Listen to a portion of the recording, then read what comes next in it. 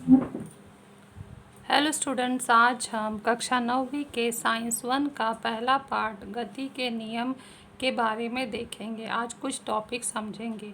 कुछ टॉपिक यहाँ पर कैंसल है, वो बीच बीच में मैं बताते जाऊँगी।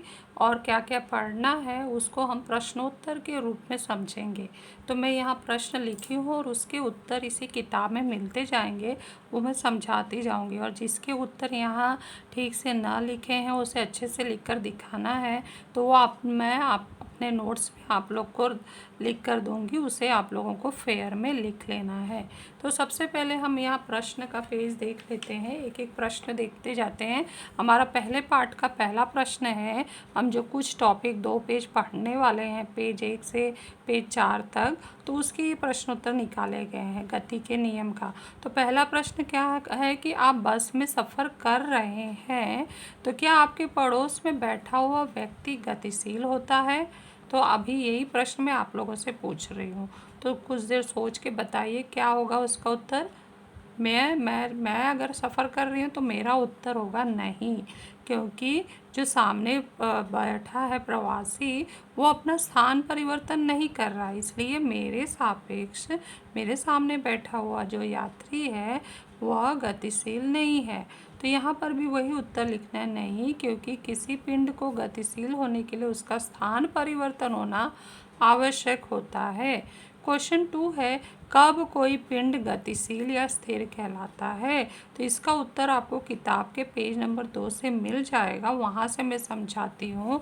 तो पेज नंबर 2 में कहाँ पे उत्तर है, ये यहाँ पर क्वेश्चन 2 का मार्किंग, क्वेश्चन 2 और उसका मार्किंग यहाँ से यहाँ कर लेना है, वो मैं समझा रही हूँ कि क्या है। तो यदि कोई पिंड अपने चारों ओर के पिंडों के संदर्भ में अपना स्थान परिवर्तन कर रहा हो, तो हम कह सकते हैं कि वह पिंड गतिशील है। तो पहला क्वेश्चन ये पूछा गया था कि कब कोई पिंड गतिशील होता है। अब कब कोई पिंड स्थिर होता है? यदि कोई पिंड दूसरे पिंड के सापेक्ष में अपने चारों पिंडों के संदर्भ में अपना स्थान परिवर्तन न करे, तो हम कह सकते हैं कि वह पिंड स्थिर है। तो आपको क्वेश्चन 2 का उत्तर यहाँ से यहाँ तक मिल जाएगा। शुरुआत वाला भाग जो है बताइए, तो वो कैंसल है। यहाँ पर विस्थापन दूरी का जो आओ जाने वाला भाग, थोड़ा सोचिए वाला भाग भी कैंसल है, तो आपको इसी तरह से पेंसिल से कट कर लेना है। और नेक्स्ट हम चलते हैं अगला भाग देखने की, दूरी किसे कहते हैं और विस्थापन किसे कहते हैं। तो दो बिंदुओं के बीच की दूरी, अगर हम देखें प्रश्न है कि दो बिंदुओं के बीच गतिशील पिंड द्वारा वास्तविक रूप से तय की गई मार्ग की लंबाई को दूरी कहते हैं। जैसे कि हम यहाँ से और इस ओर जाना है, तो इस पूरे जो पिंड की जो पूरे दो बिंदुओं के बीच की दूरी की कुल वास्तविक मार्ग की लंबाई है, वह दूरी कहलाएगी। उसमें कोई भी लंबाई छोड़ना नहीं है। अगर हम एक तरफ से चले हैं, दूसरी तरफ मुड़ गए हैं, फिर मुड़ गए हैं, और इस तरह से हमारा ये 3 रास्ता बन गया है, तो ये तीनों रास्तों का जो लंबाई का हम टोटल करेंगे वो दूरी कहलाएगा। विस्थापन किसे कहते हैं? दो बिंदुओं के बीच में, अर्थात एक बिंदु यहाँ पर एक बिंदु यहाँ पर है, तो दो बिंदुओं के बीच गतिशील पिंड द्वारा तय की गई सबसे लघुत्तम दूरी को विस्थापन कहते हैं। जैसे कि अभी आप घर से निकलकर स्कूल की ओर जा रहे हो और आपके लिए रास्ता नया है, तो हम कभी कभी लंबा वाला रास्ता ले लेते हैं और स्कूल पहुंच जाते हैं, लेकिन रोज़ आते जाते कभी न कभी आपको शॉर्टकट वाला रास्ता पता ही चल जाता है, और जैसे पता चल जाता तो आप अक्सर शॉर्टकट रास्तों का उपयोग करते हो। हमारा स्थान घर और स्कूल ये दो बिंदु हैं, लेकिन जब हम पहले चल रहे थे तो हम बड़े मार्ग की लंबाई का अपनाकर स्कूल तक पहुंच रहे थे, तो वो मेरे लिए दूरी कहलाई, क्योंकि उसकी जो मार्ग की लंबाई थी वो बड़ी थी। और जब हमने शॉर्टकट का पता लगा लिया, तो वही स्कूल और घर के बीच की दो बिंदुओं के बीच हम जो गतिशील है हमारे द्वारा तय की गई सबसे छोटी दूरी को हम अब क्या कहेंगे? विस्थापन कहेंगे। पहले जो उस मार्ग से चल रहे थे लंबी वाली दूरी से, वह दूरी कहला रही थी। तो आप लोग ये समझ गए होंगे कि दूरी और विस्थापन में क्या अंतर है। अभी इसको समझने के लिए यहाँ डायग्राम भी दिया गया है कि जैसे ए और सी दो बिंदु हैं, तो तो यहाँ से पहुँचने के लिए दो रास्ता है। एक रास्ता है ए कि ए से बी तक पहुँचो, फिर बी से सी तक पहुँचो। तो हम आखिर में ए से सी तक पहुँच ही जाते हैं। ए बी मार्ग अपनाया, फिर बी सी मार्ग अपनाया, तो ए से सी दो मार्ग हो गए, A B plus B C. ये कहलाई दूरी, क्योंकि ये मार्ग की कुल लंबाई है। और दूसरा रास्ता ए सी, ए से सी तक कौन सी है? ए सी है, सिर्फ ए सी, ए से सी तक सीधी लाइन। ये कहलाई विस्थापन, क्योंकि ये इन ए से सी तक में ये सबसे बड़ी दूरी है और ये सबसे लघुत्तम दूरी है। तो लघुत्तम दूरी को ही हम विस्थापन कहते हैं। तो इस तरह से हमने दूरी और विस्थापन को आकृति से भी समझ लिया। अब इसका स्क्रीनशॉट ले लो और इसी तरह से जैसे पाठ का शुरुआत यहाँ किया गया है उसी तरह से आपको फेयर साइंस 1 का 200 पेज का जो फेयर नोटबुक बनाए हो उसमें लिखना है। तो अब हम पेज नंबर 2 पर चलते हैं और देखते हैं कि आगे क्या प्रश्न आ रहा है। तो ये सब प्रश्न ना और कहीं से नहीं लिया गया है, किताब में ही हमारे पेज नंबर 3 पर दिया गया है। तो अब हम क्वेश्चन 5 देखें कि सदिश राशि किसे कहते हैं और उसका उदाहरण लिखो। तो वह भौतिक राशि जिसे व्यक्त करने के लिए दिशा और परिमाण, ये दिशा है और ये परिमाण की आवश्यकता हो, दोनों की आवश्यकता हो, उसे सदिश राशि कहते हैं। इसे अंग्रेजी में वेक्टर्स भी कहते हैं। और नेक्स्ट राशि देखते हैं कि अदिश राशि किसे कहते हैं। वह भौतिक राशि जिसे व्यक्त करने के लिए केवल परिमाण की आवश्यकता हो उसे अदिश राशि कहते हैं और इसे अंग्रेजी में स्केलर्स कहते हैं। अब हमने ये परिभाषा समझ लिया, ये हमारे लिए पिछले कक्षाओं में हो चुका है, हम उसका रिवीजन कर रहे हैं थोड़ा याद करेंगे। अब हमें कुछ राशियाँ, भौतिक राशियाँ दी गई हैं, उसको बोला गया कि सदिश और अदिश में वर्गीकृत करो। सदिश में क्या होता है? दिशा और परिमाण होता है। अदिश में क्या होता है? केवल परिमाण होता है। ये बात हमें ध्यान में रखना है, परिमाण। तो यह राशि है दूरी, चाल, वेग, समय, विस्थापन। दूरी को अंग्रेजी में डिस्टेंस कहते हैं, चाल को स्पीड कहते हैं, वेग को वेलोसिटी कहते हैं, समय को टाइम कहते हैं, विस्थापन को डिस्प्लेसमेंट कहते हैं। अब इनको वर्गीकृत करना है सदिश राशि और अदिश राशि में। तो सदिश राशि और अदिश राशि में करने के लिए हम यहाँ देख रहे हैं कि वेग में परिमाण और दिशा दोनों पाए जाते हैं। उसी तरह से विस्थापन में भी परिमाण अर्थात मार्ग की लंबाई और दिशा का भी बोध होता है, इसलिए वेग और विस्थापन बन गए सदिश राशि। और दूरी में हम कोई दिशा का बोध नहीं कर होता है, उसमें केवल परिमाण की आवश्यकता होती है। चाल में भी केवल परिमाण की या परिमाण अर्थात मात्रा की आवश्यकता होती है। समय में भी कोई दिशा का बोध नहीं होता। जैसे कि हम समय देख रहे हैं तो हम ये नहीं बोलते कि अभी 10 बजा है उत्तर दिशा में, तो एक सिर्फ हम परिमाण से ही पता लगाते लेते हैं कि समय क्या है। तो ये दूरी, चाल, समय अदिश राशि हो गए, क्योंकि इसमें केवल परिमाण का बोध होता है, दिशा का बोध नहीं होता है। तो इस तरह से हमने इस पेज पर सदिश और अदिश और उसको उदाहरण की जानकारी ली। तो इसका भी स्क्रीनशॉट ले लीजिए और लिख लीजिए। अब हम अगले पेज पर चलते हैं।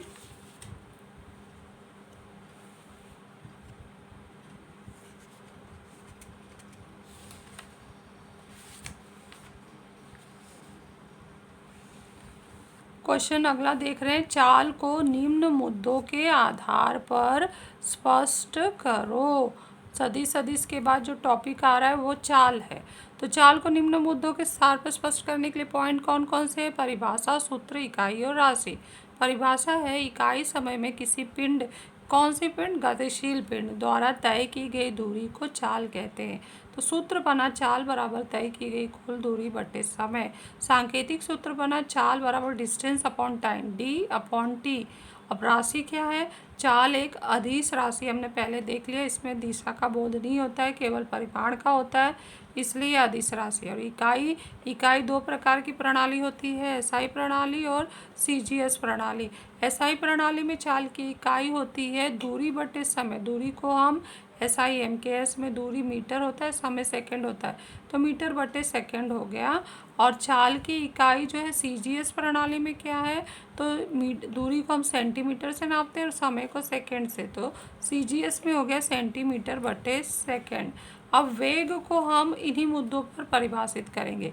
परिभाषा, सूत्र, इकाई, राशि। परिभाषा है किसी गतिशील पिंड द्वारा इकाई समय में निश्चित दिशा में तय की गई दूरी को वेग कहते हैं। ध्यान से देखें तो यहाँ पर ये परिभाषा और ये परिभाषा में थोड़ा ही अंतर है। वही इकाई समय में गतिशील पिंड द्वारा तय की गई दूरी, यहाँ पर है इकाई समय में निश्चित दिशा में तय की गई गतिशील पिंड द्वारा तय की गई दूरी को वेग कहते हैं। इसलिए वेग का सूत्र बनता है, जब निश्चित दिशा का दूरी आता है तो वो दूरी विस्थापन बन जाता है, विस्थापन बटे समय। संकेत हो गया वेग का वेलोसिटी है और विस्थापन का डिस्प्लेसमेंट है, तो पुनः हम डी नहीं ले सकते क्योंकि हम पहले डी ले चुके हैं, तो उसकी भी का आने वाला लेटर एस ले लेते हैं और समय के लिए टाइम, तो v बराबर एस अपॉन टी सूत्र बना। अब इसका स्क्रीनशॉट ले लो और लिख लो। नेक्स्ट पेज पर हम चलते हैं आगे, उसका और भी पॉइंट है, इकाई और राशि देखेंगे।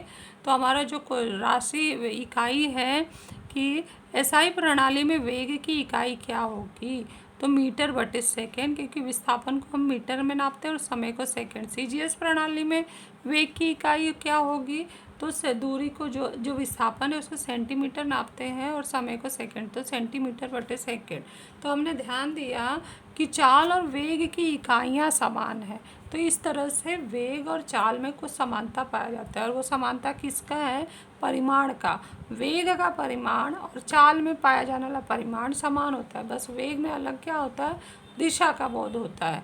तो वे दिशा का बोध होने से वेग एक सदिश राशि है, क्योंकि वेग के सूत्र में विस्थापन आता है, विस्थापन में दिशा आता है, विस्थापन एक सदिश राशि, इसलिए वेग भी एक सदिश राशि है। अब चाल और वेग हमने पढ़ लिया, तो एक उदाहरण द्वारा समझेंगे कि औसत चाल और औसत वेग कैसे ज्ञात करते हैं। तो उदाहरण ये है कि शीतल और संगीता के घरों के बीच की दूरी सरल रेखा में 500 मीटर है, जो हम डायग्राम में देख रहे हैं।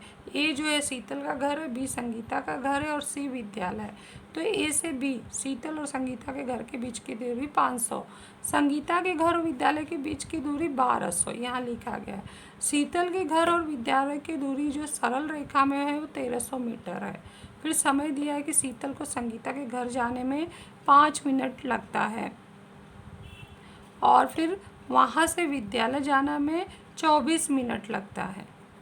तो शीतल की औसत चाल और औसत वेग ज्ञात करो। शीतल का ही औसत चाल और औसत वेग ज्ञात करना है।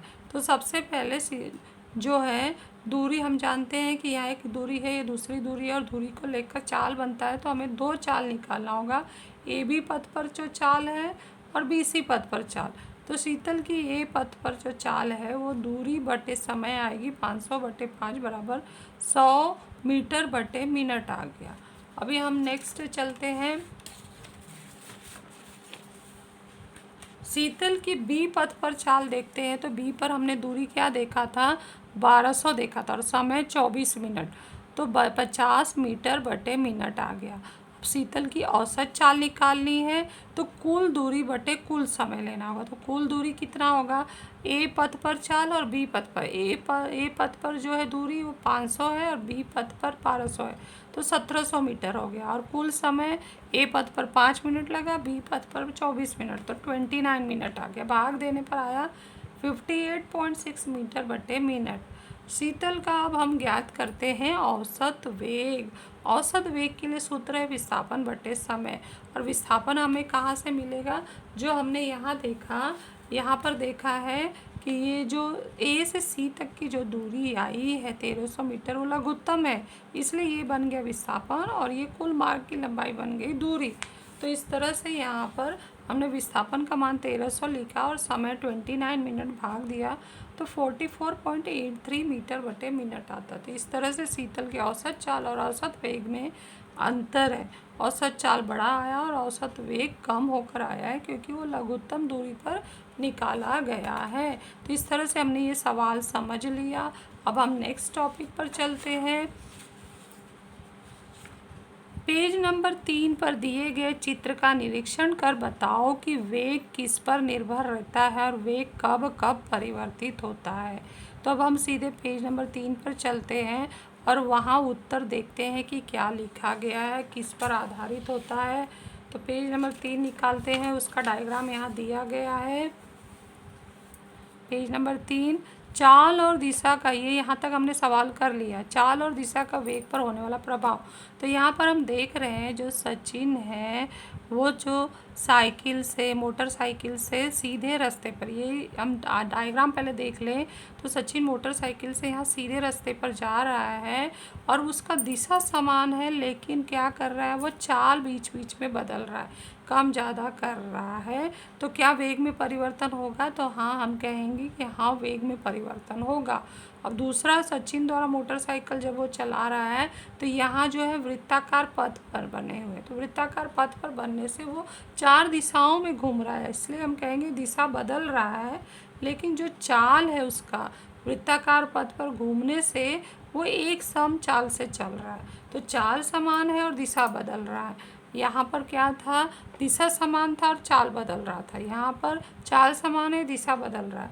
तो एक भी चीज़ बदलने से क्या वेग में परिवर्तन होगा? तो हाँ, वेग में परिवर्तन होगा। तीसरा जो डायग्राम है उसमें ये दिया गया है कि जैसे कोई ओलंपिक में कोई रेस होता है मोटर बाइक का, तो वो उबड़ खाबड़ रास्ते से होता है, घुमावदार रास्ते से होता है, रास्ता ऊपर नीचे होता है, तो उससे वो दिशा भी बदलते हैं और चाल भी बदलते हैं, यानी दोनों परिवर्तन हो रहा है। तो इसमें भी वेग में परिवर्तन होता है। तो इन तीनों उदाहरण से पता चल रहा है कि चाल, जो वेग है वो चाल और दिशा दोनों पर निर्भर होता है और वेग आगे दिए अनुसार बदलता रहता है। ये चाल और दिशा पर निर्भर होने से यदि उसमें से कोई एक या दोनों बदलेगा तो वेग में ज़रूर परिवर्तन होगा, ये आप लोगों को याद रखना है। तो ये जो क्वेश्चन 11 में लिखाई हूँ उसका उत्तर अब बताने जा रही। पहले मैंने डायग्राम समझाई, डायग्राम आपको समझ लेना है और उसका उत्तर जो टिक मार्क की हो वो ये आएगा कि चाल परिवर्तित करके दिशा वही रख कर वेग में परिवर्तन होता है, या दिशा परिवर्तित करके चाल वही रख कर वेग में परिवर्तन होता है, या चाल और गति की दिशा दोनों परिवर्तित होने पर वेग में परिवर्तन होता है। तो यहाँ से लेके यहाँ तक का उत्तर आपको लिखना है। ये डायग्राम समझाने के लिए दिया गया था और ये नीचे का हिस्सा कट है। तो उसके बाद हम चलते हैं नेक्स्ट जो है क्वेश्चन 12 पर। पेज नंबर 4 की सारणी का निरीक्षण कर एक रेखी एक समान गति, uniform motion on straight line तथा एक रेखी असमान गति, non uniform motion on straight line को परिभाषित करना है। तो एक उदाहरण जो सारणी हमें पेज नंबर 4 पर दिया है उसे हमें देखना है कि क्या उसमें दिया गया है। तो पेज नंबर 4 की हम सारणी निकालते हैं। सारणी में हम देखें तो हमें यहाँ पर एक सारणी अच्छे से बनाकर दिया गया है। तो इसे परिभाषित करने के लिए हमें पहले यहाँ कुछ करना होगा। तो ये हमारा समय है, 5 बजे, 5:30, 6, 6:30, 7, 7:30, 6। समयों में अंतर हम निकालें तो घटाकर हम यहाँ लिख सकते हैं 5:30 में से 5 घटाया तो 30 मिनट आ गया। फिर 5:30 में से 6 घटाए तो 30 मिनट आ गया। 6 से 6:30 घटाए तो 30 मिनट आ गया। आपको ये ना ये सब पेंसिल से लिखना है, मैं यहाँ पेन से लिख रही हूँ ताकि आपको दिखाई दे। 6:30 से 7 घटाया तो 30 आया, 7 में से 7 घटाया तो 30 आया, और 8 से 7:30 घटाया तो 30 है। बड़े में से छोटे को घटाना है तो उत्तर धनात्मक आए।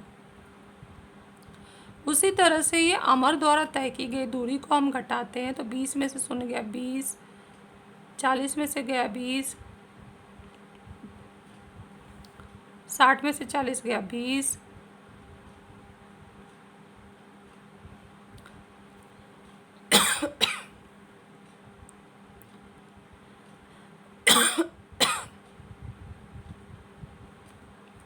इस तरह से घटाते जाना है। 120 में से गया 20। हम चारों तरफ देख रहे हैं, जब घटा लेते हैं तो 20 में से 0 गया 20 आया, 40 में से 20 घटाया 20 आया, 60 में से 40 गया 20 आया, 80 में से 60 घटाया 20 आया, 100 में से 80 घटाया 20 आया, 120 में से 100 घटाया 20 आया। अकबर का हम घटा कर देखते हैं।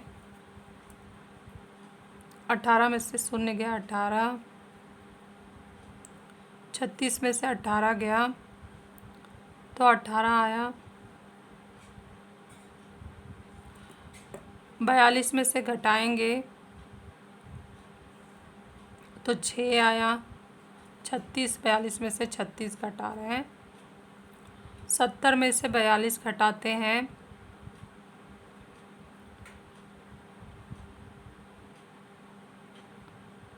तो 28।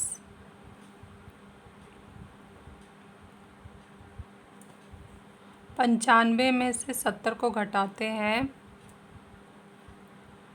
तो 25। और 120 में से 95 घटाते हैं तो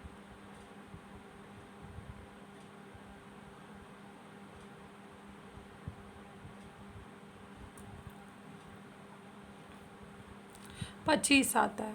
तो इस तरह से हम देख रहे हैं कि यहाँ पर 2 बार समान आया है, 2 बीच में असमान आया है, फिर समान आया है। नेक्स्ट हम एंथनी का देखें। एंथनी द्वारा तय की गई दूरी किलोमीटर में, तो यहाँ पर 0 में से 14 में से 0 घटाते हैं तो 14 आया है। फिर 28 में से 14 घटाते हैं तो फिर 14 आया है। फिर 42 में से 28 घटाते हैं तो 14 आ रहा है। 56 में से 42 घटाते हैं तो फिर 14 आ रहा है। 70 में से 56 घटाते हैं फिर 14 आ रहा है। 84 में से 70 घटाते हैं तो फिर से 14 आ रहा है। तो यहाँ हम देख रहे हैं कि जो भी हर आधे घंटे में तय की गई दूरी है वो समान हो रही है। यहाँ भी अमर द्वारा तय की गई दूरी हर आधे घंटे में, समय भी समान है और हर आधे घंटे में तय की गई दूरी जो है 20-20 से बढ़ रही है। लेकिन जो ये अकबर द्वारा है तय की गई दूरी, ये कुछ के लिए असमान है, कुछ के लिए समान है। तो इस तरह से हम इस उदाहरण से समझ लिए कि समान समय में यदि कोई पिंड, गतिशील पिंड समान दूरी तय करता है तो वह दूरी एक समान गति कहलाती है। और समान समय में असमान दूरी कोई तय करता है तो वह दूरी वह जो गति है वो असमान गति कहलाती है। तो इस तरह से इस उदाहरण को आप लोगों को ऐसे हल करके पेंसिल से पहले डायग्राम ये बना लेना है फेयर नोटबुक में, फिर पेंसिल से हल करना है। हमने ध्यान रखना है कि बड़े में से छोटे को घटाते जाना है और यहाँ उत्तर बीच बीच में ये जो लाइन खींचा है ना उसी के बीच में उत्तर लिखते जाना है। ये जब लिख कर हो जाएगा तो उसके बाद उस प्रश्न का उत्तर हमें लिखना है कि एक समान गति किसे कहते हैं।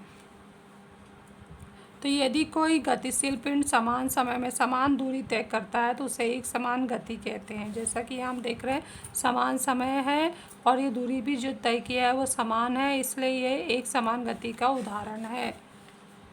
और उदाहरण देना हो तो हवाई जहाज़ की जो गति होती है वो एक समान की गति होती है। असमान गति, यदि कोई गतिशील पिंड समान समय में, समय देखो समान है, समान समय में असमान दूरी तय करता है तो उसे असमान गति कहते हैं। उदाहरण भीड़ भाड़ वाले रास्तों से वाहनों की गति।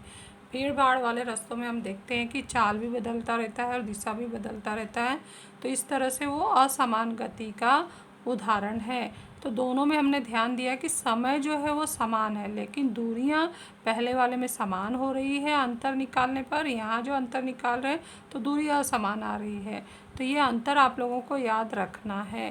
तो इस तरह से बच्चों आज हमने यहाँ तक का टॉपिक पढ़ लिया। आप लोग को अच्छे से फेयर में लिख लेना है और पूरा करके मुझे दिखाना है।